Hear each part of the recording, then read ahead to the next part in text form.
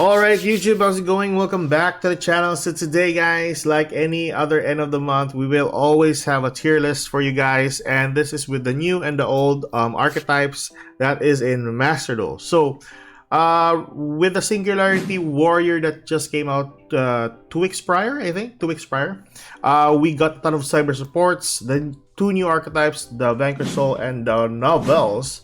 So we will categorize them on either tier 1, tier 2, tier 3, or basically rogue. Also, if this new and old deck still needs to be, or still needs a really good pilot to perform really well. So right off the bat, we have our first deck, which is Branded Despia. So my thoughts on the Branded Despia, I think this is still tier 3 deck. Not on the top tier of the tier 3 deck, but somewhat in the middle. Really good deck though, but problem with this deck is with regards to its consistency, since Branded Fusion is still on 1 copy, even though the Thrust is still accessible for us, but the problem is just the Branded Fusion is limited to 1. I'm not sure if everything will change, if we'll get the last wave of supports for the Branded Despia deck, but let's see if that will actually make a difference. For now, I think this is still a really good tier 3 deck in my own opinion. Then we have Dragon Links. Dragon Link is still going to be a deck that needs a really good pilot to perform really well, and if ever you'll have a really good pilot, typically this would be somewhat of a higher tier 2 status, or maybe more. But in regards to its average knowledge, I think this is still going to be on tier 2, but yeah, like I said, really needs a good pilot to perform really well. Then we have Floowandereeze. Floowandereeze, downright rogue at the moment, a ton of hits to its consistency. Furthermore, I think the latest one was the Extravagance to 1 copy, I think, and I think that actually killed off most of its consistency with the card, or with the deck entirely. Furthermore, I dealt with some of the Floowandereeze decks. It's kind of hard to perform with the deck. Don't get me wrong, it's still really powerful with having to play through Maxi, Call the Grave, or even Dimensional Shifter, but it breaks from time to time, so it's downright rogue at the moment. Then we have Kashtiras. For Master Duel, I think they are on tier 3, but in my own opinion, I think they are a roughly tier 2 deck. As long as a Rise Heart is still accessible in the pure Kashtira deck, it is still really strong. If they're going first and you have a face-up a Rise Heart in the field, it is basically like a 50-50 chance you'll win the game. The only downside for the Kashtiras is still going to be its protection, since they don't really have a really good protection with its monsters. I think basically if you're going to put this one on a tier 2 status, this is roughly going to be like lower or almost lower to tier 2. So yeah, tier 2 status for Kashtira. Then we have Labrynth. Labrynth basically a tier 2 status. Probably, I think I'm just lowballing this on a tier 2, but on a really good player, I think this is going to be on tier 1. Like last or lowest tier 1, but highest tier 2, I would say. Really strong deck. I think with regards to the Extravagance Limited, it still didn't actually cut its consistency, because majority of the time, its consistency comes from its Furniture Labrynth. So I'm going to put Labrynth on tier 2, or higher tier 2.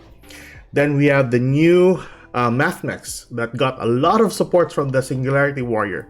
Basically tier 1, I dealt with a ton of good or bad hands with this type of deck, but even though you always have a really good board for that matter, and you'll always end up with an OTK at the end of the game. Basically, the new supports for the Cybers are really insane for Mathmech, let alone giving you access to more of the materials on the field, and giving you more materials to link summon a ton of monsters as well, whether you're going for access code or a terahertz to the field.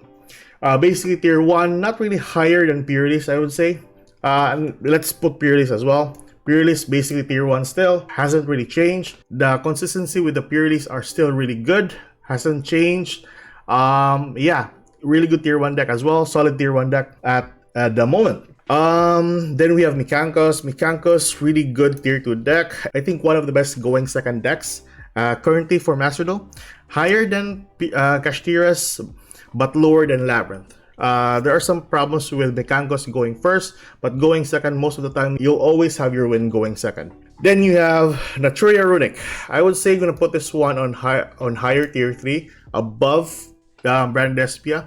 The deck still performs really well, but going up against Kashtiras, you're gonna have a problem. It's pretty awkward just banishing cards with the Kashtiras, because majority of the Kashtira cards they will have a floating effect once they get banished, so it's very awkward for this type of deck, but it really depends on the hand though. So basically, higher tier 3, above Branded Despia.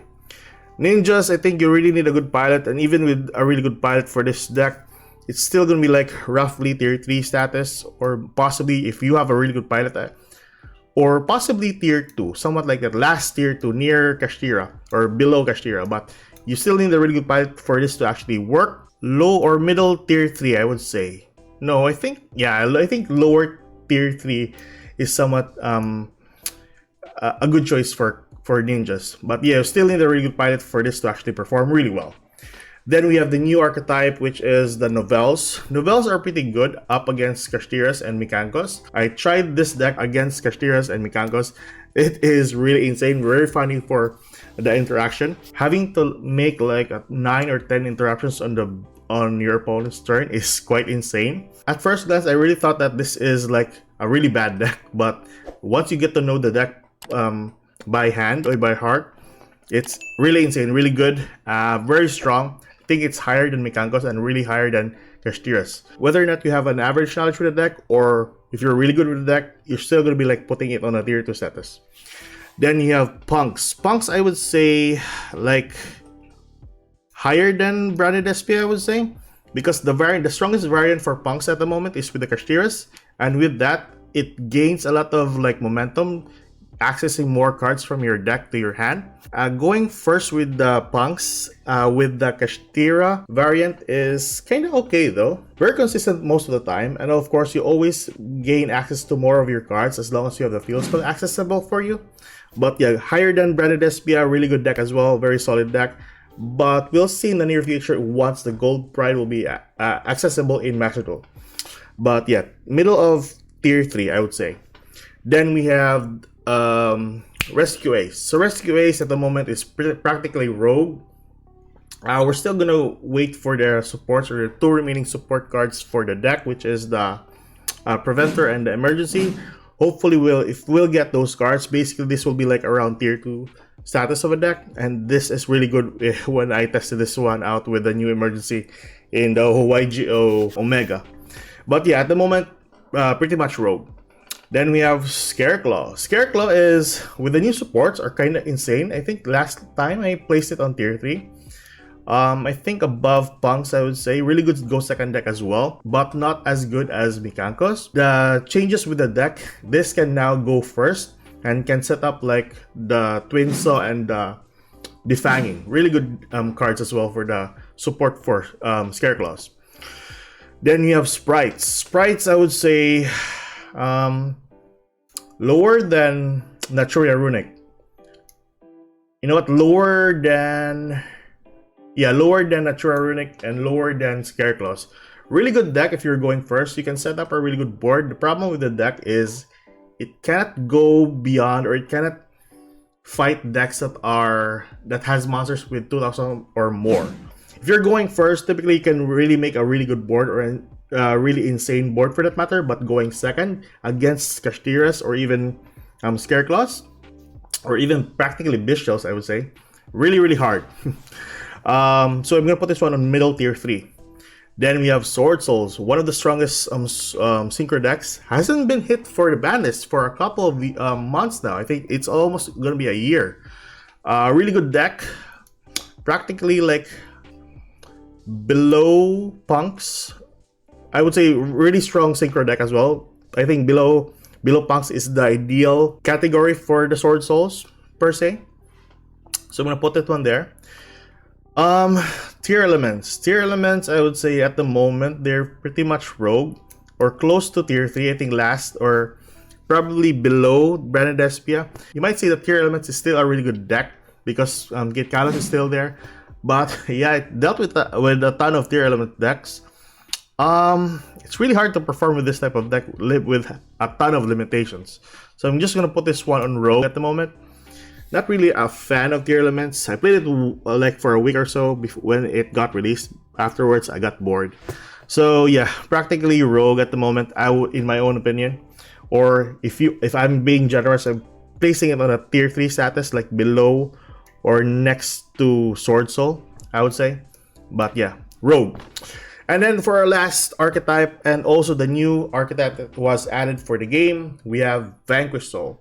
This deck is kind of insane. Whether or not you know the deck by heart, or if you have an average knowledge with the deck, it performs really well. Like, I would say like below Labrynth, but not like to the point that it's gonna be like very strong than Labrynth. There are a ton of interactions with the deck. Avoids any targeted effects. That's what I love with the deck as well. But there are some awkward times where you're holding into an Ash Blossom or a Maxi just because you want to trigger the effect of your monsters during your opponent's turn. So I think that's one of the downsides there for Vanquish Soul. But even so, really strong deck as well. It cannot be countered by Nibiru because majority of the time you will have 3 to 4 summons during a turn. And I think that's always going to be the limit for the Vanquish Soul summons. But yeah, that is typically the tier list for you guys. Tell me your thoughts with the tier list. Did I miss any archetype for that matter? And if so, please tell me in the comment section below. With that, I think that is the tier list for you guys, and I'll see you guys in the next video. Hopefully we'll tackle hand traps, hand trap tier list in the next video. Anyways, that is me signing off. Keep safe, good luck, and I'll see you guys in the next video. Baboosh!